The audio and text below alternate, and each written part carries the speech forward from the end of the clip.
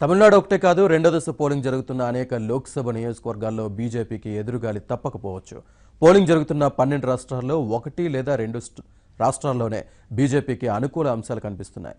మిగతా చోట్ల ప్రతిపక్షాలదే హవా సాగుతోంది. లోక్సభతో పాటు ఒడిశాలో అసెంబ్లీ ఎన్నికలు కూడా జరుగుతున్నాయి.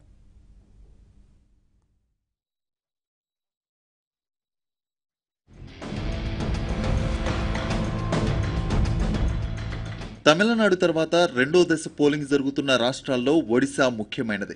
ఒడిశాలో పార్లమెంటుతో పాటు అసెంబ్లీకి కూడా ఎన్నికలు జరుగుతున్నాయి. ఒడిశాలో 4 దశల్లో పోలింగ్ జరుగుతోంది. రెండో దశలో 5 లోక్సభ 35 అసెంబ్లీ స్థానాలకు పోలింగ్ జరుగుతుంది.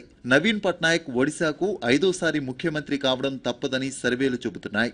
అంచనాలు పెరుగుతున్నాయి. తూర్పు తీర రాష్ట్రాల్లో విస్తరించాలన్న వ్యూహంలో భాగంగా బీజేపీ ఒడిశా మీద కూడా దృష్టి పెట్టింది. గత పంచాయతీ ఎన్నికల్లో బీజేపీ మెరుగైన ఫలితాలు సాధించింది. ప్రధాన ప్రతిపక్షం కాంగ్రెస్ పార్టీని అధిగమించి బిజు జనతాదళ్తో తలపడాలన్నది బీజేపీ అభిలాష. ఇప్పటి వరకు నవీన్ పట్నాయక్ కాంగ్రెస్, బీజేపీ 2 శిబిరాలకు దూరంగానే ఉన్నారు. అవసరమైతే కేంద్రంలో తమకు నవీన్ పట్నాయక్ మద్దతు ఇవ్వొచ్చని బీజేపీ భావిస్తుంది.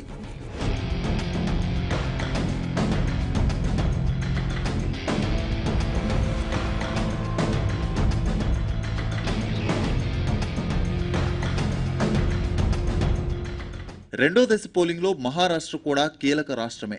మరికొద్ది నెలల్లో ఇక్కడ అసెంబ్లీ ఎన్నికలు కూడా జరగనున్నాయి. ప్రస్తుత పార్లమెంట్ ఎన్నికల ఫలితాలు అసెంబ్లీ ఎన్నికలపై ప్రభావం చూపుతాయి. అందుకే మహారాష్ట్ర మరింత ప్రాముఖ్యతను దక్కించుకుంది.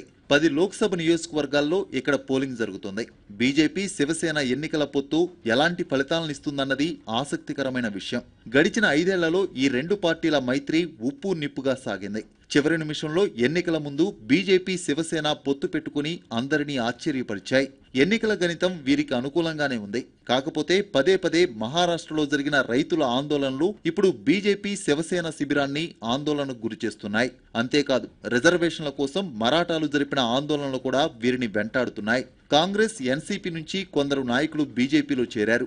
ఈ ఎన్నికల్లో వారికి బీజేపీ టికెట్లు ఇచ్చింది.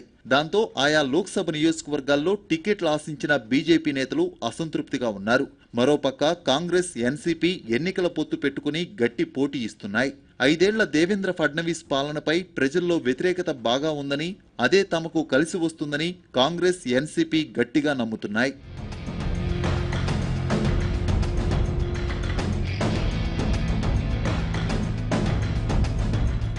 రెండో దశ పోలింగ్లో మహారాష్ట్ర తర్వాత కర్ణాటక మరో ముఖ్య రాష్ట్రం.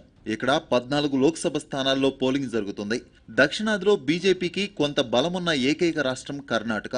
గత ఏడాది చివరిలో జరిగిన అసెంబ్లీ ఎన్నికల్లో దేవగౌడ పార్టీకి కాంగ్రెస్ మద్దతిచ్చింది. కుమారస్వామి ముఖ్యమంత్రి అయ్యారు. ఈ 2 పార్టీలు కలిసి బీజేపీని అధికారంలోకి రాకుండా అడ్డుకున్నాయి. ఇప్పుడు లోక్సభ ఎన్నికలు వచ్చేసరికి కాంగ్రెస్, దేవగౌడ పార్టీ పొత్తు పెట్టుకుని బరిలో దిగాయి. ఇదే బీజేపీకి సవాలుగా మారింది. పోయినసారి ఎన్నికల్లో కర్ణాటకలో బీజేపీ 13 లోక్సభ సీట్లు గెలిచింది. కర్ణాటకలో మొత్తం 28 లోక్సభ స్థానాలున్నాయి. ఈసారి బీజేపీ ఆ సంఖ్యకు దరిదాపుల్లో కూడా రావడం కష్టమే.